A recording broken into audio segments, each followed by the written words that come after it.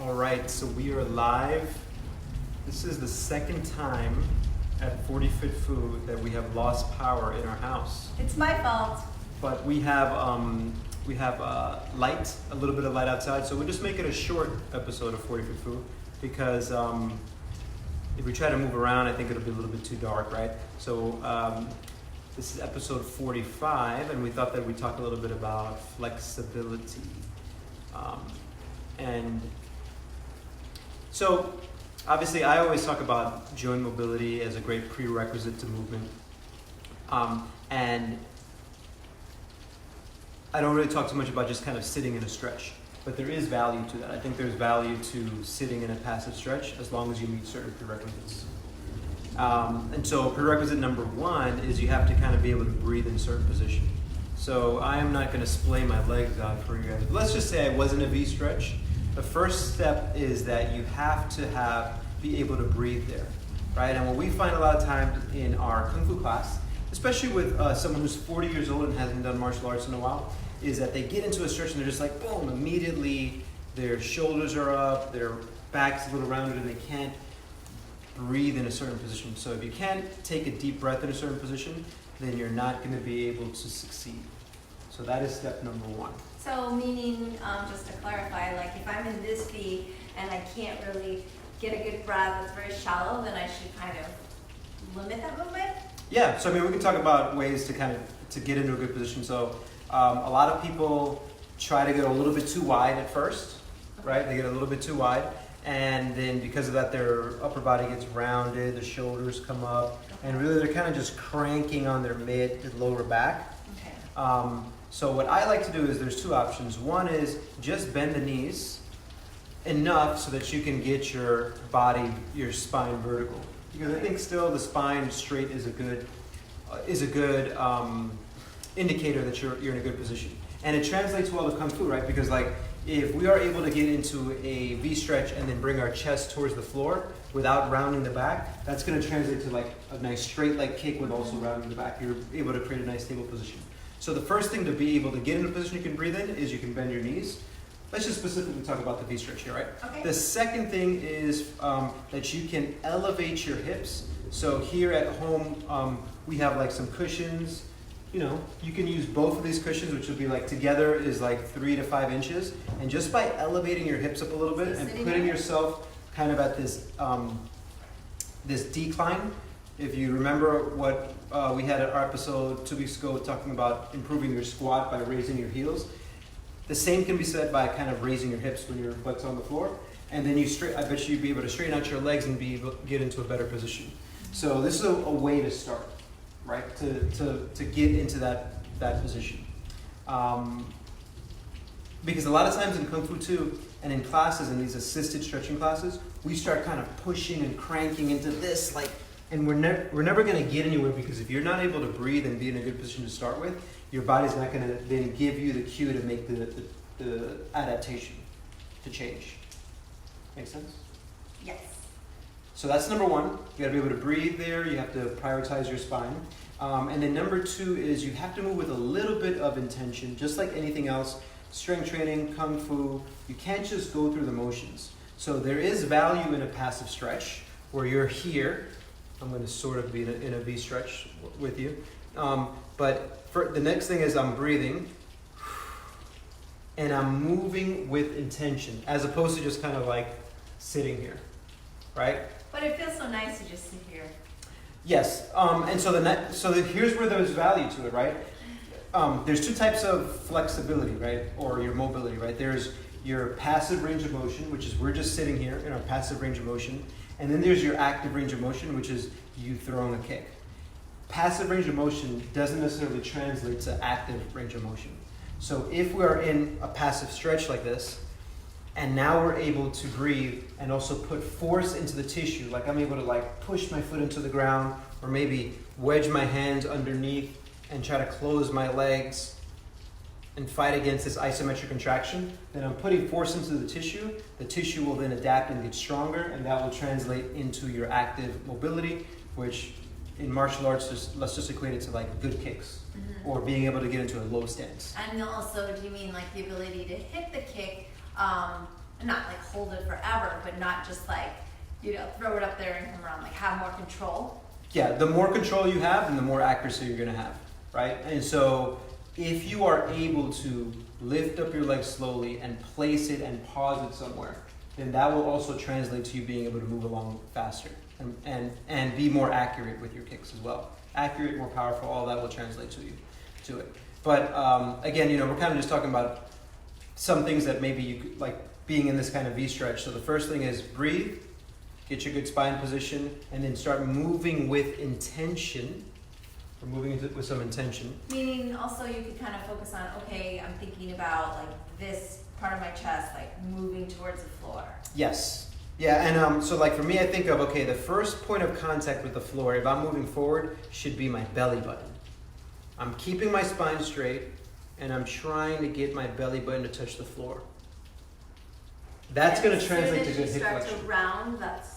It's not that it's bad, but as soon as you start to round, then we're putting stress on the low back. So if we want to stretch some of the muscles of the back, which I'm not saying it's not right, it's just that if that's not your intention, if your intention is to mobilize your adductors and your legs, then and your hips, then by bending from the mid back, you're not going to get improvement. Mm-hmm. So then this is what happens is years go by and you have no improvement in your mobility, and you're like, I don't understand why I stretch every single day. So you have to be able to kind of move with intention, which leads me to the last thing, which is that you need to have a little bit of patience. You were born very mobile. It took you a long time to get as stiff as you are now, and so you have to kind of give yourself some time. There's research that shows that you need about 2 minutes in a stretch position. So we've been here for a few minutes now, and now the brain is realizing, oh, Oscar and Mimi want to make a little bit of change here. So now there's communication going, and the tissue can start making changes. However, that's just one input. That's one time that you've done it, and you need multiple inputs over time. So if you give yourself something like a little 30-day challenge and say, you know what, I'm going to try to get 5 minutes of stretching every day, moving with a little bit of intention, that's going to be much better than you cranking on something, not being able to breathe, not moving with intention, you know, stretching the wrong parts, and you're not going to really get anywhere. So what about when someone asks you about, okay, we're in this position, we've been here for a while. Some people, you know, you see them like before class, kind of hanging out and like kind of want to have this like bouncing motion. Is that bad or not so bad? Or I don't think it's bad at all. What's your advice there? So if we meet all the other prerequisites, Which is I can breathe. Yep, I'm breathing. I'm maintaining my spine position because my goal is to get mobility here in the hips, not my low back, right? And I'm moving with intention, and I've given it some time. A little bit of moving back and forth. There's two ways to do it.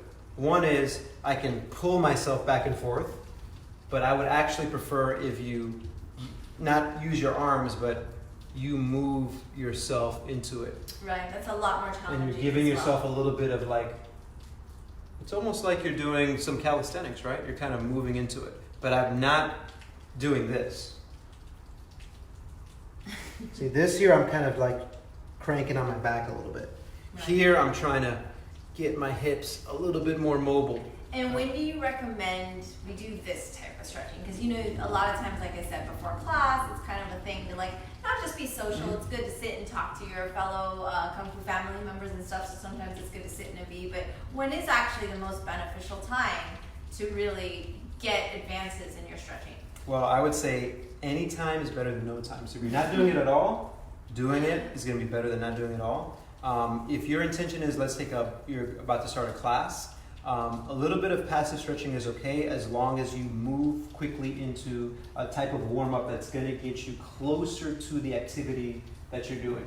So we're not going to necessarily be like this during Kung Fu class in this kind of passive motion. So I would take something like this where, okay, I feel a little bit warmed up, and then maybe do something a little bit more dynamic where in Kung Fu we call it side to sides, but maybe like these lateral squats or a hill climbing horse stance, which in yoga is like a warrior stance, right? Where you're kind of moving. So in Kung Fu, just practice some stance work, maybe throw a few kicks right after that. And so that way you'll be more prepared for the class.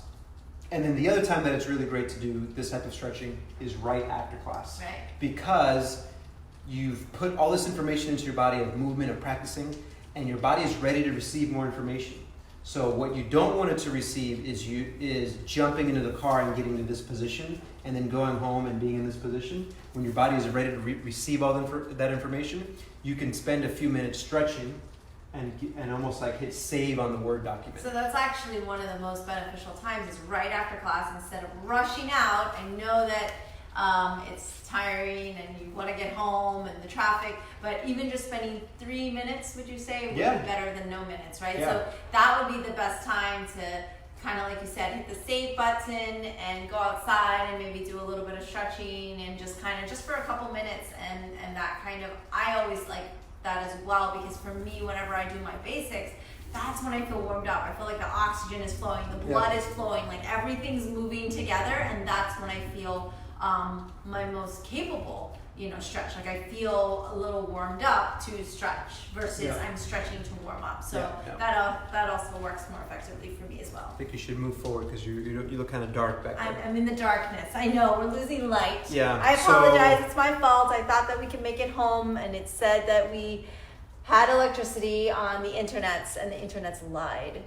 Yeah. So we have a question. I've not been able to breathe during my V stretch for a year, and I'll practice raising my knees slightly. Let's see more. So that's really a really good cue. I'm guilty of the bounce. Again, the bounce is okay, as long as there's no pain, of course, but really, I think as long as you're not, you can use the word cranking, like cranking on certain parts that you don't want to, right? We kind of demonstrated moving back and forth with intention, and then you can get a 2-for-1 by syncing that with your breath. So if I'm moving into a stretch, I like to exhale, so I would inhale as my spine is vertical, exhale as I move forward, and I think that, and then doing that with your breath, and then pausing and holding, taking another breath breath there. Yeah, those are all really good. But don't be afraid to bend your knees as much as you need to, even if it's like what we call this a bear sit. So you can see how bent my knees are.